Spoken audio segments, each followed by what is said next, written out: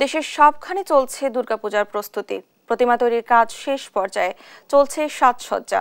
বিস্তারিত জানাতে সরাসরি যুক্ত হচ্ছেন লালমনিরহাট থেকে জামাল বাদশা ও বরগুনা থেকে রিয়াজ আহমেদ মুসা। শুরুতে যাচ্ছি জামালের কাছে। জামাল, পূজার প্রস্তুতি কেমন দেখছেন, এ নিয়ে বিস্তারিত আমাদেরকে জানাবেন।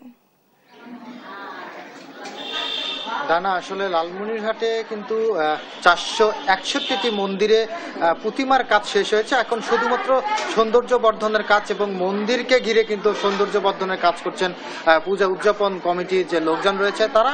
আরেকটি বিষয় জানাতে চাই যে পূজা যাতে শান্তিপূর্ণভাবে সমাপ্ত হয়, আগামীকাল থেকে যেটি শুরু হবে এবং 12 তারিখ পর্যন্ত প্রতিমা বিসর্জনের মাধ্যমে যে পূজা সমাপ্তি হবে, এই সম্পূর্ণ সময় যাতে সম্পূর্ণ নির্বিঘ্নভাবে এবং শান্তিপূর্ণভাবে পূজা সম্পূর্ণ হয়, সেই জন্য কিন্তু প্রশাসন ইতিমধ্যেই তাদের নিরাপত্তা জোরদার করেছে।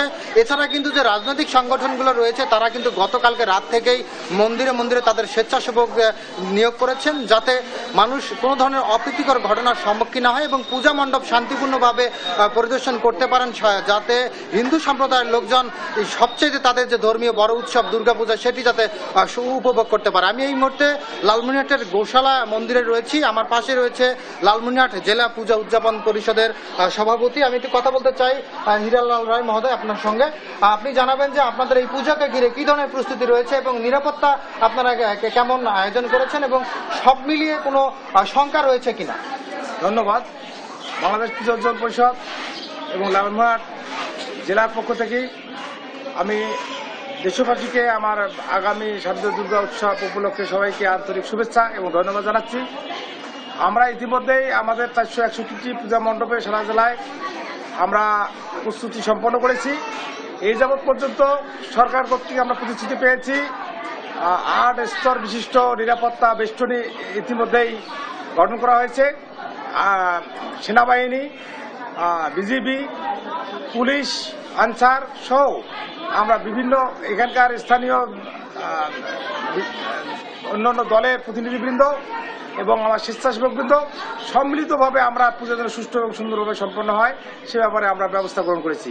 আমাদের বিশ্বাস অবশ্যই সুন্দর এবং সুষ্ঠুভাবে এবার পূজা সম্পন্ন হবে, কোনো নির্বিঘ্নে আমরা পূজা করতে পারবো, এটা আমাদের বিশ্বাস। ধন্যবাদ আপনাকে। আসলে একটি বিষয় জানাতে চাই যে আমি আনসার বাহিনী যে লালমনিরহাটের দায়িত্বে রয়েছে কমান্ডার মুজিবুল হক, তার সাথে কথা বলেছি। তিনি আমাদেরকে জানিয়েছেন যে লালমনিরহাটে 461টি যে পূজা মণ্ডপ রয়েছে তাদের এই 461টি পূজা মণ্ডপে প্রায় 3000 আনসার বাহিনী কর্মরত থাকবেন এবং এছাড়া কিন্তু পুলিশ তাদের বিট অফিসার, যে ইউনিয়ন ভিত্তিক যে বিট অফিসার নির্বাচন করা হয়েছে সেগুলোর পাশাপাশি স্ট্রাইকিং ফোর্স অর্থাৎ জরুরি প্রয়োজনে তাদের যে বাহিনীর সদস্যরা রয়েছে তারা কাজ করবে। বিজিবি দায়িত্ব পালন করছে। এছাড়া কিন্তু রাজনৈতিক দল এবং সেনাবাহিনী সব মিলিয়ে এই পূজাকে নির্বিঘ্নে এবং শান্তিপূর্ণভাবে সমাপ্ত করতে প্রশাসন থেকে শুরু করে রাজনৈতিক দল এবং যারা পূজার সাথে সম্পৃক্ত পূজা উদযাপন কমিটির নেতৃবৃন্দ রয়েছেন তারা সকলেই সর্বস্তরের নিরাপত্তা কিন্তু আসলে জোরদার করেছেন।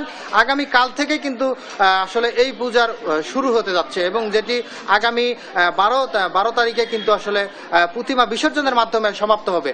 আমরা পূজার আরো খবর জানাতে, অর্থাৎ এই প্রতিমার কাজ শেষ হয়েছে এবং আগামী কাল থেকে পূজা শুরু হবে, এই ধরনের আরো খবর জানাতে এবার যেতে চাই বরগুনায়। সেখানে রয়েছেন সহকর্মী মুসা। জানাবেন যে আপনার এখানে সার্বিক পূজার প্রস্তুতি কেমন দেখছেন। ধন্যবাদ জামাল। আপনি যেমন বলছিলেন যে আসলে সারা বাংলাদেশেই কিন্তু পূজার যে উৎসব সেটি কিন্তু শুরু হয়ে গিয়েছে। আমি এখন আকরাবাড়ি মন্দিরে রয়েছে, এখানেও কিন্তু সাজ রব এবং যারা দর্শনার্থীরা আসছেন এবং দেখছেন। আমরা সরাসরি একজন পূজা উদযাপনের কর্মকর্তার সাথে কথা বলার চেষ্টা করব। কি ধরনের প্রস্তুতি আপনারা নিয়েছেন এবং সার্বিক বিষয় আমাদের একটু জানান। আপনারা তো দেখতেই পাচ্ছেন আমাদের এই সার্বজনীন মদনমোহন জিয়র মন্দির আকরাবাড়িতে আমাদের সার্বিক প্রস্তুতি আমাদের শেষ পর্যায়ে। আমাদের আজকে সন্ধ্যার পরে আমাদের বোধন পূজা দিয়ে মায়ের আগমনী যে বার্তা আমরা আজকে হতে দেব। আমাদের এখানে আইন শৃঙ্খলা পরিস্থিতি, নৌবাহিনী, পুলিশ প্রশাসন এবং প্রশাসনের নিশ্চয়ই অবগত আছেন 11টার পর আমাদের ঊর্ধ্বতন প্রশাসনের কর্মকর্তারা আকরাবাড়িতে আসবে এবং আইন শৃঙ্খলা পরিস্থিতি আমার এখানে ভালো। আমাদের এই মন্দিরে আমরা কোনো আশঙ্কা নেই যে আমাদের আইন শৃঙ্খলা নিয়ে আমরা সুন্দর সুষ্ঠু একটি শারদীয় উৎসব উদযাপন করতে পারবো। যেমনটা শুনছিলেন যে আসলে শারদীয় দুর্গোৎসব উদযাপনের জন্য কিন্তু তারা ব্যাপক প্রস্তুতি গ্রহণ করেছে। বরগুনায় 122টি মন্দিরে কিন্তু এই পূজা অনুষ্ঠিত হবে, যে কারণে মোটামুটি সব ধরনের কিন্তু কাজ তারা শেষ করেছে ইতিমধ্যে। আপনাকে একটি বিষয় জানিয়ে রাখি, আজ খুলনা নৌ অঞ্চলের এরিয়া কমান্ডার রিয়াল অ্যাডমিরাল গোলাম সাদিক নৌবাহিনীর তিনি এসেছেন। তিনি বিভিন্ন মন্দিরগুলো পরিদর্শন করবেন এবং দেখবেন এবং আইন শৃঙ্খলা ব্যবস্থা যত জোরদার করা প্রয়োজন সেইগুলোই কিন্তু তিনি করার চেষ্টা করবেন বলে আমাদেরকে বলেছেন। এবং এছাড়াও কিন্তু বরগুনার যে অন্য যে পূজা মণ্ডপগুলো রয়েছে সেগুলোর কাজও শেষ হয়ে গিয়েছে এবং আমরা জেলা প্রশাসনের সাথে কথা বলেছি। তারা জানিয়েছে যে সার্বিক আইন শৃঙ্খলা বিষয় যাতে সুষ্ঠু এবং শান্তিপূর্ণভাবে উৎসবমুখর পরিবেশে তারা এই যে পূজা উদযাপন করতে পারে সে কারণে ব্যাপক ব্যবস্থা গ্রহণ করেছে। প্রত্যেক মন্দিরে মন্দিরে কিন্তু পুলিশ মোতায়েন করা হয়েছে, আনসার সদস্য মোতায়েন থাকবে এবং সিসি ক্যামেরার আওতায় থাকবে পুরো বিষয়টি। এবং বিদ্যুৎ যাতে নির্বিঘ্নে থাকে সেজন্য কিন্তু জেনারেটরের ব্যবস্থা করা হয়েছে এবং বিদ্যুৎ কর্তৃপক্ষ এবং যেটা বলার চেষ্টা করেছেন যে যেসব মন্দিরে বিদ্যুৎ ব্যবস্থা নেই সেসব মন্দিরেও কিন্তু বিদ্যুৎ ব্যবস্থা গ্রহণ করা হয়েছে যাতে কোনো অপ্রীতিকর কোনো ঘটনা না ঘটে। এই ছিল বরগুনা থেকে আমার কাছে সর্বশেষ।